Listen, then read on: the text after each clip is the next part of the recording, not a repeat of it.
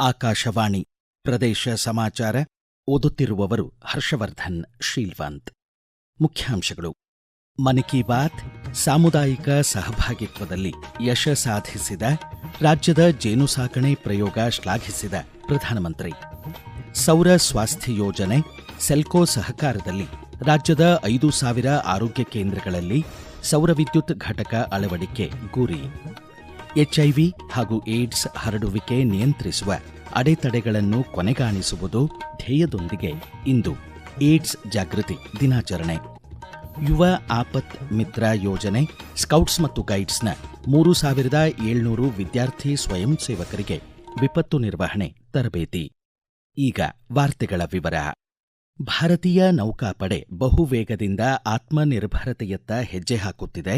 ಈ ತಿಂಗಳ 4ನೇ ತಾರೀಕು ನೌಕಾಪಡೆ ದಿನವನ್ನು ವಿಶೇಷವಾಗಿ ಆಚರಿಸಲಾಗುವುದು ಎಂದು ಪ್ರಧಾನಮಂತ್ರಿ ನರೇಂದ್ರ ಮೋದಿ ಮನ್ ಕಿ ಬಾತ್ನ 128ನೇ ಆವೃತ್ತಿಯಲ್ಲಿ ಹೇಳಿದರು. ಕಾರವಾರದ ರವೀಂದ್ರನಾಥ್ ಟ್ಯಾಗೋರ್ ಕಡಲತೀರದ ಯುದ್ಧ ನೌಕೆಯ ವಸ್ತು ಸಂಗ್ರಹಾಲಯದಲ್ಲಿ ಕ್ಷಿಪಣಿಗಳು ಮತ್ತು ಶಸ್ತ್ರಾಸ್ತ್ರಗಳ ಪ್ರತಿಕೃತಿಗಳನ್ನು ಇರಿಸಿ ನಮ್ಮ ದೇಶದ ಸೈನ್ಯ ಇತಿಹಾಸದ ಬಗ್ಗೆ ಶ್ರೀಸಾಮಾನ್ಯರಲ್ಲಿ ಆಸಕ್ತಿ ಅರಳಿಸಲು ಪ್ರವಾಸಿ ತಾಣವಾಗಿ ರೂಪಿಸಲಾಗಿದೆ ಎಂದರು. ದಕ್ಷಿಣ ಕನ್ನಡ ಜಿಲ್ಲೆ ಪುತ್ತೂರಿನ ರೈತ ಉತ್ಪಾದಕರ ಕಂಪನಿ ಸ್ವಾಮಿತ್ವದ ಅತ್ಯಾಧುನಿಕ ಗ್ರಾಮಜನ್ಯ ಜೇನು ಸಂಸ್ಕರಣಾ ಘಟಕ ಹಾಗೂ ತುಮಕೂರು ಜಿಲ್ಲೆಯ ಶಿವಗಂಗಾ ಮಹಿಳಾ ಕಳಂಜಿಯಂ ಜೇನು ಉತ್ಪಾದನಾ ಸಂಸ್ಥೆಗಳ ಸಾಮುದಾಯಿಕ ಸಹಭಾಗಿತ್ವದ ಜೇನು ಸಾಕಣೆ, ನಿರ್ವಹಣೆ, ಜೇನುತುಪ್ಪ ಉತ್ಪಾದನೆ ಹಾಗೂ ಬ್ರಾಂಡಿಂಗ್ ಮೂಲಕ ರೈತರ ಆದಾಯ ವೃದ್ಧಿ ಕುರಿತು ಪ್ರಧಾನಮಂತ್ರಿ ನರೇಂದ್ರ ಮೋದಿ ಅವರು ಮನದ ಮಾತಿನಲ್ಲಿ ವಿಶೇಷವಾಗಿ ಉಲ್ಲೇಖಿಸಿ ಶ್ಲಾಘಿಸಿದರು. ಈ ಕುರಿತು ಒಂದು ವರದಿ.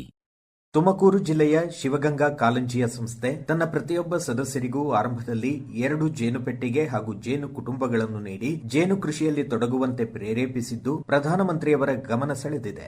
ದಕ್ಷಿಣ ಕನ್ನಡ ಜಿಲ್ಲೆ ಪುತ್ತೂರಿನ ಗ್ರಾಮಜನ್ಯ ರೈತ ಉತ್ಪಾದಕರ ಕಂಪನಿ ಸಂಚಾಲಿತ ದಕ್ಷಿಣ ಭಾರತದ ಅತಿದೊಡ್ಡ ಜೇನು ಸಂಸ್ಕರಣಾ ಘಟಕ 40 ಟನ್ನಷ್ಟು ಜೇನುತುಪ್ಪ ಸಂಗ್ರಹಿಸಿ ಶೀತಲೀಕರಿಸುವ ವ್ಯವಸ್ಥೆ ಹೊಂದಿದೆ. ಗ್ರಾಮಜನ್ಯ ಜೇನು ಸಂಸ್ಕರಣಾ ಘಟಕದ ವಿಶೇಷತೆ ಕುರಿತು ಮಾಹಿತಿ ನೀಡಿದ್ದಾರೆ ಸಂಸ್ಥೆಯ ನಿರ್ದೇಶಕ ನಿರಂಜನ್ ಪೋಳ್ಯ. ಮಾನ್ಯ ಪ್ರಧಾನಮಂತ್ರಿಗಳಾದ ನರೇಂದ್ರ ಮೋದಿಜಿಯವರು ಆಕಾಶವಾಣಿಯಲ್ಲಿ ಮನ್ ಕಿ ಬಾತ್ ಕಾರ್ಯಕ್ರಮದಲ್ಲಿ ನಮ್ಮ ಗ್ರಾಮಜನ್ಯ ರೈತ ಉತ್ಪಾದಕ ಕಂಪನಿಯ ಬಗ್ಗೆ ಅವರು ಗುರುತಿಸಿ ಅದರ ಬಗ್ಗೆ ಮಾತಾಡಿದ್ದನ್ನು ಕೇಳಿ ಬಹಳ ಖುಷಿ ಆಯಿತು. ರೈತರೇ ಒಗ್ಗಟ್ಟಾಗಿ ನಡೆಸ್ತಾ ಇರುವಂತಹ ಒಂದು ಸಂಸ್ಥೆ. ನಾವು 2020ರಲ್ಲಿ ಕಂಪನಿಯನ್ನು ರಿಜಿಸ್ಟರ್ ಮಾಡಿ ಪ್ರಾರಂಭ ಮಾಡಿರುವಂತದ್ದು. ಈಗ ಒಂದು ಸುಮಾರು 3,000ರಷ್ಟು ಸದಸ್ಯರು ನಮ್ಮ ಸಂಸ್ಥೆಯಲ್ಲಿದ್ದಾರೆ. ನಾವು ಜೇನಿನ ಮೌಲ್ಯವರ್ಧನೆಯ ನಿಟ್ಟಿನಲ್ಲಿ ಕೆಲಸ ಮಾಡ್ತಾ ಇದ್ದೇವೆ. ಜೇನು ಸಂಬಂಧಿ ಉತ್ಪನ್ನಗಳು, ಜೇನು ಮೇಣ ಸಂಬಂಧಿ ಉತ್ಪನ್ನಗಳನ್ನು ನಾವು ತಯಾರು ಮಾಡ್ತಾ ಇದ್ದೇವೆ. ಈ ನಮ್ಮ ಪ್ರಯತ್ನಗಳನ್ನು ಗುರುತಿಸಿ ಕೇಂದ್ರ ಸರ್ಕಾರದ ನ್ಯಾಷನಲ್ ಬಿ ಬೋರ್ಡ್ ಅನ್ನುವಂತಹ ಒಂದು ಅಧೀನ ಸಂಸ್ಥೆ ನಮಗೆ ಒಂದು ಗ್ರಾಂಟ್ ಕೊಡ್ತದೆ. ಅಂತಾರಾಷ್ಟ್ರೀಯ ಗುಣಮಟ್ಟದ ಜೇನು ಸಂಸ್ಕರಣಾ ಘಟಕ ತಯಾರು ಮಾಡಬೇಕು ಅಂತ ಹೇಳುವಂಥದ್ದು ಸಂಸ್ಕರಣೆ ಕೂಡ ಪ್ರಾರಂಭ ಆಗಿದೆ. ದಕ್ಷಿಣ ಭಾರತದ ಅತಿ ದೊಡ್ಡ ಒಂದು ಜೇನು ಸಂಸ್ಕರಣಾ ಘಟಕವಾಗಿ ರೈತ ಉತ್ಪಾದಕ ಕಂಪನಿಯ ಘಟಕ ಮೂಡಿ ಬಂದಿದೆ. ಸುಮಾರು 40 ಟನ್ನಿನಷ್ಟು ಜೇನನ್ನು ಶೇಖರಣೆ ಮಾಡುವಂತ ಶೀತಲ ಗೃಹ ಕೂಡ ತಯಾರಾಗಿದೆ. ಇದು ಸುತ್ತಮುತ್ತಲ ಹಲವಾರು ಜಿಲ್ಲೆಗಳ ರೈತರಿಗೆ ಖಂಡಿತವಾಗಿ ಸಹಕಾರ ಆಗಲಿದೆ ಅನ್ನುವಂಥ ನಂಬಿಕೆ ನಮ್ದು. ಸರ್ಕಾರದಿಂದ ನಮಗೆ ಉತ್ತಮವಾದ ಬೆಂಬಲ ಕೂಡ ದೊರಕಿದೆ. ಅದೇ ರೀತಿ ರೈತರಿಂದ ಕೂಡ ಉತ್ತಮ ಸ್ಪಂದನೆ ಸಿಗ್ತಾ ಇರುವಂತದ್ದು ಬಹಳ ಸಂತೋಷದ ವಿಷಯ. ಧಾರವಾಡ ತಾಲೂಕು ಮಂಡ್ಯಾಳದಲ್ಲಿ ಸಾವಯವ ಕೃಷಿ ಹಾಗೂ ಜೇನು ಸಾಕಣೆಯಲ್ಲಿ ತೊಡಗಿರುವ ಕೃಷ್ಣಕುಮಾರ್ ಭಾಗವತ್ ಕಳೆದ 45 ವರ್ಷಗಳಿಂದ ಜೇನು ಕುಟುಂಬಗಳ ಸಲಹುವಿಕೆ, ಸಾಗಣೆ, ಸಂಗ್ರಹ ಹಾಗೂ ಜೇನುತುಪ್ಪದ ಮೌಲ್ಯವರ್ಧನೆಯಲ್ಲಿ ತೊಡಗಿಸಿಕೊಂಡಿದ್ದಾರೆ. ಜೇನು ಕೃಷಿ ಆಸಕ್ತರಿಗೆ ತರಬೇತಿ ಸಹ ನೀಡುತ್ತಿದ್ದಾರೆ. ಪ್ರಧಾನಮಂತ್ರಿಯವರ ಮನ್ ಕಿ ಬಾತ್ ಆಲಿಸಿರುವ ಅವರು ಎಪಿಸ್ ಸೆರಾನಾ ಇಂಡಿಕಾ ಹಾಗೂ ಎಪಿಸ್ ಡೋರ್ಸೆಟಾ ಪ್ರಜಾತಿಯ ಜೇನು ಕುಟುಂಬಗಳನ್ನು ಭಯಪಟ್ಟು ಕೊಲ್ಲುವುದನ್ನು ನಿಲ್ಲಿಸಿ ಸುರಕ್ಷಿತವಾಗಿ ಸ್ಥಳಾಂತರಿಸಲು ಅನುವು ಮಾಡುವಂತೆ ಮನವಿ ಮಾಡಿದ್ದಾರೆ. ನರೇಂದ್ರ ಮೋದಿ ಅವರು ಮನ್ ಕಿ ಬಾತ್ ಒಳಗ ಈ ಹನಿಯಿಂದ ಎಷ್ಟು ಉತ್ಪಾದನೆ ಬೆಳೆಸ್ಕೊಳಿಕತ್ತಾರ ಅನ್ನೋದನ್ನ ಕೇಳ್ಕೊಂಡ್ವಿ. ನಾವು ಸಹಿತ ಪ್ರತಿಯೊಬ್ಬರ ಮನೆಯೊಳಗ ಒಂದೊಂದು ಪೆಟ್ಟಿಗೆನಾದ್ರೂ ಇಟ್ಕೋಬೇಕು. ನಮ್ಮ ಆರೋಗ್ಯಕ್ಕೆ ಒಳ್ಳೆ ಜೇನು ಸಿಗ್ತದೆ. ನಮಗ್ ಮನೆಗೆ ಬೇಕಾಗುವಷ್ಟು ಜೇನುತುಪ್ಪ ನಮ್ಮ ಮನೆಯಲ್ಲೇ ತಯಾರಿಸ್ಕೋಬಹುದು. ನಮ್ಮ ಸುತ್ತಮುತ್ತಲು ಇರುವಂತಹ ಪರಿಸರದೊಳಗ ಕೆಲವೊಂದು ಬೆಳೆಗಳೊಳಗೆ 25% ನಿಂದ ಇನ್ನು ಕೆಲವು ಬೆಳೆಗಳೊಳಗ 40% ಕಾಳು ಹಿಡಿಯೋದು, ಕಾಯಿ ಹಿಡಿಯೋದು ಹೆಚ್ಚಾಗ್ತದೆ. ಈ ಜೇನು ಕೃಷಿಯಿಂದ ಪರಾಗಸ್ಪರ್ಶ ಆದಂತ ಹಣ್ಣಿನ ರುಚಿ ಬೇರೆ. ಬಹಳಷ್ಟು ಎತ್ತರದ ಬಿಲ್ಡಿಂಗ್ ಗಳಿಗೆ ಆಪಿಸ್ ಡಾರ್ಸೆಟಾ ಜೇನುಗಳು ಕೂಡ್ತಾವೆ. ಹೆಜ್ಜೇನು ಅಂತಾರ. ಪೆಸ್ಟಿಸೈಡ್ ಹೊಡೆದು ಕೊಲ್ಲಿಕತ್ತಾರ. ಒಂದು ಜೇನು ಕುಟುಂಬ ಹಾಳು ಮಾಡಿದ್ರೆ ಒಂದು ಊರು ಹಾಳು ಮಾಡದಂಗ ಅನ್ನುವಂಥದ್ದು ಒಂದು ವಾಡಿಕೆ ಹಳ್ಳಿ ಒಳಗದ. ಸುಡ್ಲಾರ್ದೆ ಯಾವುದೇ ತರದ ಹಾನಿ ಮಾಡ್ಲಾರ್ದೆ ಜೇನುತುಪ್ಪ ಸಂಗ್ರಹಿಸಬೇಕೇ ವಿನಃ ಕೀಟನಾಶಕಗಳನ್ನು ಹೊಡೆದು ಎಂದೂ ಅವನ್ನ ಹಾನಿ ಮಾಡಬಾರದು. ಈಗ ಪ್ರಕಟಣೆ, ನಂತರ ಪ್ರದೇಶ ಸಮಾಚಾರ ಮುಂದುವರಿಯುವುದು.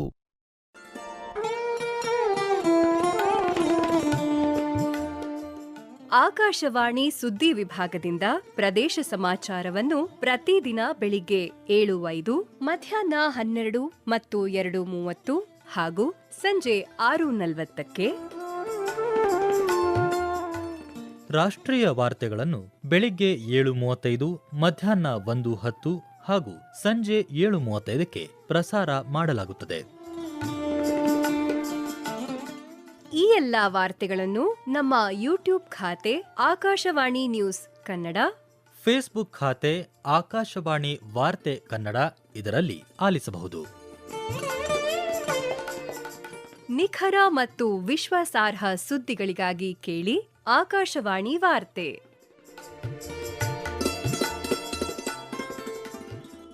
ಪ್ರದೇಶ ಸಮಾಚಾರ ಕೇಳುತ್ತಿದ್ದೀರಿ.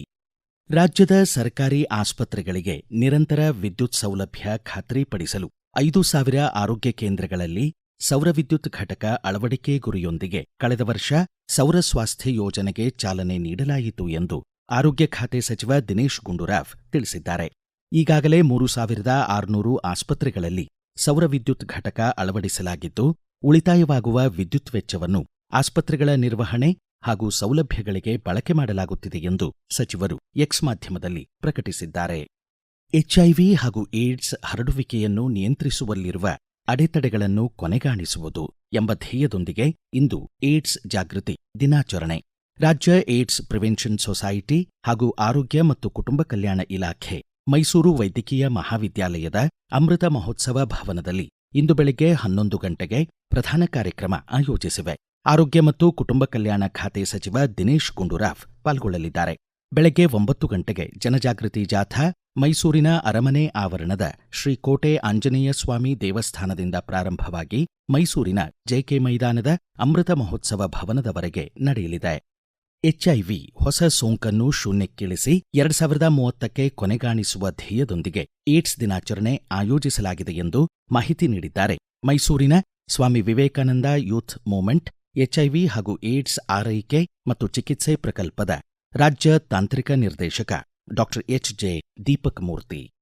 ಈ ವೈರಸ್ಸು ಬೇರೆ ವೈರಸ್ಗಿಂತ ಹೇಗೆ ವಿಭಿನ್ನ ಅಂದ್ರೆ, ಈ ವೈರಸ್ ಒಮ್ಮೆ ಬಂತು ಅಂದ್ರೆ ಅದು ಹೋಗಲ್ಲ. ಬೇರೆ ವೈರಸ್ಸು ಬರುತ್ತೆ, ಅದು ಕಾಲಕ್ರಮೇಣ ಅಥವಾ ಟ್ರೀಟ್ಮೆಂಟ್ ಕೊಟ್ಟಾದ್ಮೇಲೆ ಅದರಿಂದ ಸಂಪೂರ್ಣವಾಗಿ ಗುಣ ಹೊಂದಬಹುದು, ಅಂದ್ರೆ ಕ್ಯೂರ್ ಇರುತ್ತೆ ಅಂತ. ಬಟ್ ಈ ವೈರಸ್ಗೆ ಟ್ರೀಟ್ಮೆಂಟ್ ಇದೆ, ಬಟ್ ಕ್ಯೂರ್ ಇಲ್ಲ. ಹಾಗಾಗಿ ಬರ್ದೇ ಇರೋ ರೀತಿ ನೋಡ್ಕೊಳ್ಳೋ ಅಂತದ್ದು ನಮ್ಮೆಲ್ಲರ ಜವಾಬ್ದಾರಿ ಆಗಿರುತ್ತೆ. ಸೋಂಕಿತ ವ್ಯಕ್ತಿ ಸ್ವಲ್ಪ ದಿನ ಜ್ವರ, ಮೈಕೈ ನೋವು, ಕೆಮ್ಮು, ತಲೆನೋವು, ಈ ವೈರಲ್ ಫೀವರ್ ನ ಸಿಂಪ್ಟಮ್ಸ್ ಬರುತ್ತೆ. ವಿಂಡೋ ಪೀರಿಯಡ್ ಅಂದ್ರೆ ಆ ವೈರಸ್ ನಮ್ಮ ದೇಹದಲ್ಲಿ ರೆಪ್ಲಿಕೇಶನ್ ಆದ್ರೆ ಅದು ಮಲ್ಟಿಪ್ಲೈ ಆಗುವಂತ ಟೈಮ್. ಆ ಟೈಮ್ ಒಳಗಡೆ ನಮ್ಮ ಟೆಸ್ಟ್ಗಳು ನೆಗೆಟಿವ್ ಬರುತ್ತೆ. ವಿಂಡೋ ಪೀರಿಯಡ್ ಆದ್ಮೇಲೆ ಟೆಸ್ಟ್ಗಳು ಡಿಟೆಕ್ಟ್ ಮಾಡುವಷ್ಟು ಲೆವೆಲ್ ಬರುತ್ತೆ. ಆವರೇಜ್ ಅಲ್ಲಿ ಹೇಳೋದಿದ್ರೆ 6 ವಾರದಿಂದ 8 ವಾರದವರೆಗೂ ಇರುತ್ತೆ. ವ್ಯಕ್ತಿಗೆ ಆಕ್ಚುಲ್ HIV ಸೋಂಕು ಕಾಣಿಸ್ಕೊಳುತ್ತೆ. ಇದು ನಮ್ಮ ರೋಗ ನಿರೋಧಕ ಶಕ್ತಿನ ಕಡಿಮೆ ಮಾಡ್ಬಿಡುತ್ತೆ. ಪ್ರಪಂಚದಲ್ಲಿರೋ ಯಾವ ಇನ್ಫೆಕ್ಷನ್ ಕೂಡ ವ್ಯಕ್ತಿನ ಇನ್ಫೆಕ್ಟ್ ಮಾಡಬಹುದು. CD4 ಸೆಲ್ಸ್ ಅಂತ ಕರಿತೀವಿ. ಇನ್ಫೆಕ್ಷನ್ಸ್ ದೇಹಕ್ಕೆ ಬರ್ಲಿಕ್ಕೆ ಶುರು ಆಗುತ್ತೆ. ಮಿತಿ ಮೀರುತ್ತೆ. ಆ ಸ್ಟೇಟ್ ನ ನಾವು 8 ಸ್ಟೇಜ್ ಅಂತ ಕರಿತೀವಿ. ಅಕ್ವೈರ್ಡ್ ಇಮ್ಯುನೋ ಡಿಫಿಷಿಯನ್ಸಿ ಸಿಂಡ್ರೋಮ್, ಅದು ರೋಗಗಳ ಕೂಟ. HIV ಅನ್ನೋದು ಒಂದು ವೈರಸ್, ಏಡ್ಸ್ ಅನ್ನೋದು ಒಂದು ಸ್ಟೇಜ್. ಗವರ್ಮೆಂಟ್ ನ ಎಲ್ಲ ICTC ಸೆಂಟರ್ಗಳಲ್ಲಿ ಈ ಟೆಸ್ಟ್ಗಳು ಉಚಿತವಾಗಿರುತ್ತೆ. ಕೇಂದ್ರ ಹಾಗೂ ರಾಜ್ಯ ಸರ್ಕಾರ ಸಂಯೋಜಿತ ಯುವ ಆಪತ್ ಮಿತ್ರ ಯೋಜನೆ ಅಡಿ ಸ್ಕೌಟ್ಸ್ ಮತ್ತು ಗೈಡ್ಸ್ನ 3,700 ವಿದ್ಯಾರ್ಥಿ ಸ್ವಯಂ ಸೇವಕರಿಗೆ ವಿಪತ್ತು ನಿರ್ವಹಣಾ ತರಬೇತಿ ನೀಡಲಾಗಿದೆ ಎಂದು ಭಾರತ್ ಸ್ಕೌಟ್ಸ್ ಮತ್ತು ಗೈಡ್ಸ್ ರಾಜ್ಯ ಮುಖ್ಯ ಆಯುಕ್ತ ಪಿಜಿಆರ್ ಸಿಂಧ್ಯಾ ತಿಳಿಸಿದ್ದಾರೆ. ಬೆಂಗಳೂರು ಗ್ರಾಮಾಂತರ ಜಿಲ್ಲೆ ದೊಡ್ಡಬಳ್ಳಾಪುರದ ಅನಿಬೆಸೆಂಟ್ ಸ್ಕೌಟ್ಸ್ ಮತ್ತು ಗೈಡ್ಸ್ ತರಬೇತಿ ಕೇಂದ್ರದಲ್ಲಿ ಅವರು ಮಾತನಾಡಿದರು. ಗ್ರಾಮೀಣಾಭಿವೃದ್ಧಿ ಮತ್ತು ಪಂಚಾಯಿತಿ ರಾಜ್ ಇಲಾಖೆಯ ಈ ಸ್ವತ್ತು 2.0 ತಂತ್ರಾಂಶಕ್ಕೆ ಇಂದು ಬೆಳಗ್ಗೆ 11 ಗಂಟೆಗೆ ಬೆಂಗಳೂರಿನ ವಿಧಾನಸೌಧದ ಸಮ್ಮೇಳನ ಸಭಾಂಗಣದಲ್ಲಿ ಮುಖ್ಯಮಂತ್ರಿ ಸಿದ್ದರಾಮಯ್ಯ ಹಾಗೂ ಉಪಮುಖ್ಯಮಂತ್ರಿ ಡಿಕೆ ಶಿವಕುಮಾರ್ ಚಾಲನೆ ನೀಡಲಿದ್ದಾರೆ. 2023-24ನೇ ಸಾಲಿನ ಗಾಂಧಿ ಗ್ರಾಮ ಪುರಸ್ಕಾರಗಳನ್ನು ಪ್ರದಾನಿಸಿ ಗೌರವಿಸಲಿದ್ದಾರೆ. ಕೊನೆಯಲ್ಲಿ ಮತ್ತೊಮ್ಮೆ ಮುಖ್ಯಾಂಶಗಳು. ಮನ್ ಕಿ ಬಾತ್ ಸಾಮುದಾಯಿಕ ಸಹಭಾಗಿತ್ವದಲ್ಲಿ ಯಶ ಸಾಧಿಸಿದ ರಾಜ್ಯದ ಜೇನು ಸಾಕಣೆ ಪ್ರಯೋಗ ಶ್ಲಾಘಿಸಿದ ಪ್ರಧಾನಮಂತ್ರಿ.